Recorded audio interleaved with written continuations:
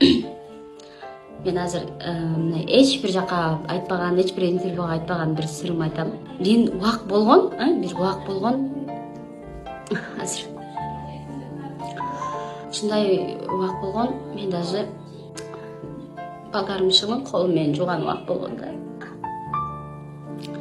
Бирок мен мындан уй албайм. Бул себеби ал менин балдарымда мындай иш кылганда мен такыр уй албайм.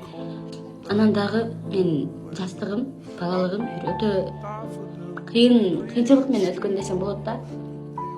Бизде азыр эстесем дагы көзүмө жаш келип кетет. Кечиресиңер. Бизде 1-сентябрда мектепке алган кийимдерибизди кийип барып 1-сентябрга просто кийимибизди көрсөтүп келип 2-сентябрдан уже биз пахта тергени чыгып кетчүбүз да. Ошол бойдон 1 ай, 2 ай пахтадан чыкпачубуз. Элестет, колдорубуз жарылып кетчүбү чанагыначы пахтанын. Мектепке баргыбыз келип ыйлачубуз. Аябай кыйын өткөн жаштыгыбыз. Бирок мен ошол кыйынчылыктарга эч өкүнбөйм. Эгер ошол кыйынчылыктар болбогондо, эгер ошол пахта терим болбогондо, мен мындай жетишкендикке жетпей калам беле деп ойлойм да. Даже ушундай мал болгон. Күйөөм Москвада, балдарым менен жалгыз. Такси жок. Балдарымы садикке маршрутка менен алып барчумун да.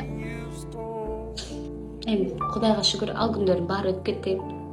Азыр мына көрүп тургандардай миллиардер, триллиондер болуп кеткем. Ошондой менде сиздер.